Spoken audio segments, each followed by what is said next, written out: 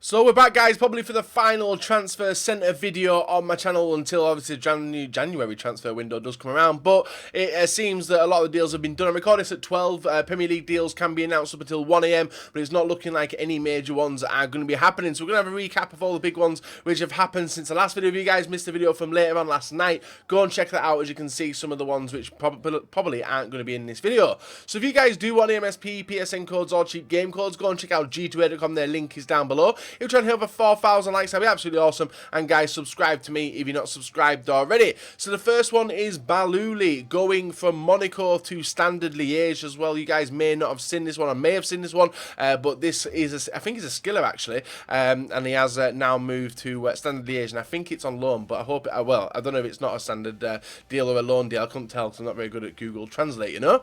Next one we got, guys, is Guerre. They have pulled in a replacement for Mustafi, and Guerre seems to be that defender. So they pulled in Mangala and Guerre to be a partnership at the back now for Valencia this season. Very solid transfer for Ultimate Team purposes as well, as he will get a lot of strong links with the Argentinian players in the La Liga.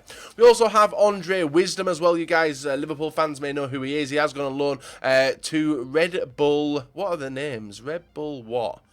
Red Bull Salzburg. He's gone on loan to Red Bull Salzburg for the season as well, to get some experience in another league. We have Mbakani as well, going from Watford, Norwich to Hull City on a permanent deal as well. Pretty sick transfer for you Hull fans. We also have Christian Atsu completing his signing from Chelsea, going to Newcastle. I think this one's a loan deal as well, so a pretty sick deal for him, and will get a lot of playing time in the Championship. We have Lazar Markovic as well. Like Portuguese league fans may know what trouble this has caused, because Liverpool signed Markovic from Benfica, and obviously Sporting Lisbon are a direct rival of Benfica. So a lot of Benfica fans are really mad at the prospect of him going on loan to Lisbon. So it'd be interesting to see what his reception like when that game does take place in the coming season. We also have Connor Erkin as well. I did mention it briefly in the last video, guys, where he did sign on free to Inter Milan. Then he got took over, new manager brought in, and now he's gone back out on loan with the option to buy to Besiktas as well. So he's gone from Fenerbahce all the way back to Besiktas, and no game time at Inter Milan. So a bit of an awkward transfer for that one. We also have Grisicky. Now, this one's not a confirmed transfer. This one was very, very close to being completed. Fees agreed, personal terms agreed, and then I think it's, is it Lens? I think I can't remember the team. It's a French league team. I don't know. I can't remember which team it is now. Stade Rennes, I think it is. They obviously went to up the deal and then pulled out of the deal effectively. So Grosicki was very, very angry at the prospect of this. A lot of angry Burnley fans on my timeline as well. We also have Vanquer as well, going to Marseille. Solid player in Ultimate Team, 75 rated as well, so not a bad card for you people looking for cheap French CDMs come FIFA 17. We also have Matthias Fernandez as well. You guys may realise who this guy is. Was Fiorentina player, 5-star skiller as well. Not really used that much in FIFA, but he has signed for Milan now, and this is a confirmed transfer as well. So Milan have now got a 5-star skiller, taking us back to the days when El Shaarawy had 5-star skills, and Ibra had 5-star skills, and who else had? Pato had 5-star skills, did he? And Mikalia probably had 5-star skills. So a sick return to the good old days, you know.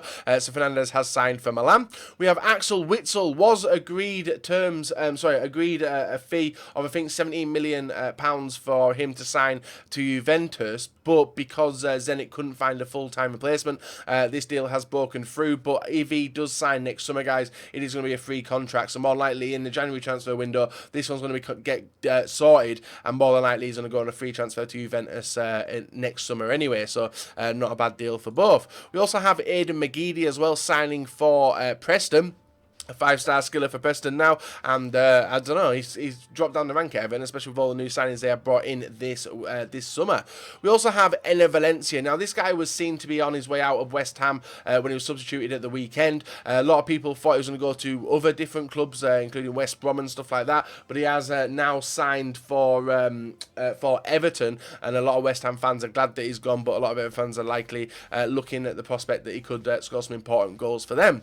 Next one we got, guys, is Moussa Sissoko. Yes, the dream club. He supports Arsenal. He's an Arsenal fan. He was pictured on a picture on Twitter I posted, guys, of him with an Arsenal shirt in his wardrobe, and was a massive fan of the French Revolution going on at Arsenal. So He signed for a direct rival. It's an interesting story, this one, because he agreed terms with Everton, was very close to going there. The medical room was set up, ignored a call from Ronald Koeman, and then just didn't show up because Tottenham did match the deal, which which Everton did put in a 30 million, and then he ended up going to Tottenham and signing for them. So yeah, bit of an interesting one. Another bit of rivalry as well, being an Arsenal fan at Tottenham, but money's money, and football's football, and hopefully he does get a bit of game time at Tottenham.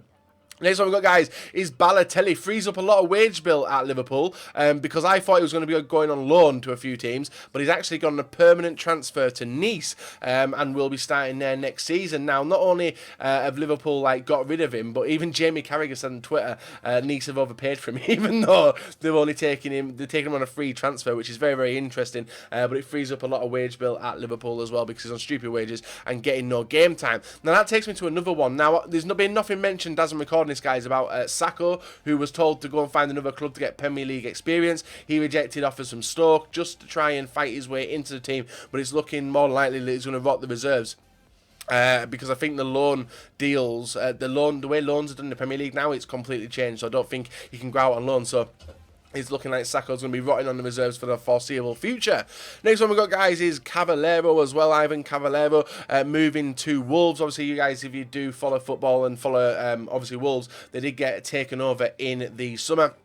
And a lot of big transfers have been going to them, including this guy as well. Meant to be a very rated sick player and probably will be a decent high-rated player in the Championship if you guys do like to rock with them teams. We also have Marvin Emnes as well, very good player back in previous FIFAs. He's moved from Swansea to Blackburn, so you Blackburn fans have actually got a player going on my video, which is a surprise. We also have Jack Wilshere. Now, linked with Juventus, linked with Roma, linked with a few other decent teams like Crystal Palace, and obviously the manager of Crystal Palace was interested in signing him to get the icing on the cake, but he's actually gone with Bournemouth, and hopefully he can rekindle his career there. Now, a lot of people have been taking the piss about the injury-prone Jack Wilshere, but hopefully he has a good season there, just because he's English. I want to see him get back into the English team, because he still is quite young and still could feature heavily in England's plans, so hopefully he has a lot of game time at Bournemouth, has a lot of fun there, and has a decent season, so he can fight his way back into the Arsenal team when that year loan has finished. We also have Islam Slimani as well. We did report this one, and now he has signed for Leicester City as of today for, I think it was 29 or 30 million, and they have now got a stupid strike force. They've got the likes of Vardy, they've got Musa, they've got Slimani, they've still got Osako, I think it is, and another striker for Leicester, so a decent lineup there. They never managed to get Adrian Silva either, which is a little bit disappointing, but they did bring in another defender, I'm trying to Mendy, I think it was. Midfielder, which was Mendy as a replacement for Kante. So Leicester City still building on the success they did get last season. We also have Denayer as well. Manchester City players gone on loan to Sunderland for the season, and there was another one Sunderland-wise. And Villa was close to signing for Sunderland on a permanent deal, but Sunderland didn't really want to do it. He was down in the airport, and on his Instagram story, guys did post that Sunderland weren't picking up the phone, and he felt heartbroken. So I don't know if he wanted the deal to go through, but it's looking like they're going to try and get him on the free when his contract does expire at the end of his term, and save the 17 million they could have paid this transfer window. Next one we got, guys, is Nyom moving from Watford to West Brom on loan. I think it's on loan anyway, and he's going to be a super fast right back and pretty expensive at start of FIFA usually as well. We also have Arbeloa, confirmed one now. He is now a West Ham player for the year contract he's being given. Like I said in the earlier video, guys, he is seen as a bit of a tutor for our for West Ham's new players like Byram, especially, to try and merge him into the role. Obviously, the titles he's won with Real Madrid, the international titles he's got with Spain as well. It's a pretty sick transfer, and West Ham have done a lot of work this transfer window as well, so I'm excited to see what happens there. And then the final one, guys, is Pau. He is a goalkeeper, Spanish goalkeeper, and Tottenham have signed him on loan for the season as a bit of a backup to Luiz. So that's a rundown of the deadline transfer day. It's been pretty sick, to be fair. Not the worst, but not the best for sure. It's usually the winter ones which kick off some massive transfers, but obviously a lot of loan. I've never seen a transfer window with so many loan deals done, and you guys probably haven't either. It's been insane, but the 1 billion barrier £1 billion barrier was smashed by the BPL yesterday with Arsenal's transfers, and that was added with the likes of David Luiz and everyone else which has jumped on in. It's been a crazy transfer window for a lot of clubs. A lot of clubs have got stupid amounts of signings. It's going to be interesting to see how they all work out. I'm not even sure where players are. Probably you guys are the same as well, but it's going to be an interesting rundown. So you guys want to know some comments down below of who you do think is going to be the best performer. Hopefully Balotelli can rekindle his career at Nice. Obviously we'll never see him back at Liverpool again. And a Valencia, do you think that's a bit of a risky signing for Everton? And this one, Sissoko, 30 million. Tottenham fans, do you think you've overpaid, but do you think you're getting hopefully going to get the money for it? Below as well, 16 back in the Premier League after his last spell with Liverpool. And who else do I want to speak about? There's one other one I wanted to speak about. Who was it? There was one more. Possibly David Luiz, actually. I've not actually added it into the video, but it was confirmed earlier on today, guys. But that is a huge talking point. Sold for 50 million, bought back for 32, and it looks like he's going to be enjoying his time at Chelsea in the next couple of seasons that he's with him. So, Jack Wilshere, I want you guys to talk about Slimani. How do you think he's going to fit into the Premier League? But obviously, the perfect link with Mahrez is definitely there now. All we need is Mahrez to get the 5-star skills. So, it's mainly the top three, Slimani, Wilshere. Do I want to throw any from the bench and reserves? Probably not, no. I think I'm happy with them ones. Maybe the Witsel one. Do you think Witsel will sign for Juventus in the future as well? So, guys, leave a like, rate on the video. Subscribe to me if you're not subscribed already. And we'll be back later on today, guys, with another video for you guys to enjoy. But I hope you guys have enjoyed the deadline day. And potentially there could be some more transfers which get confirmed before 1 o'clock, which you guys know about. And I'm obviously in bed sleeping. So, yeah, catch you all later.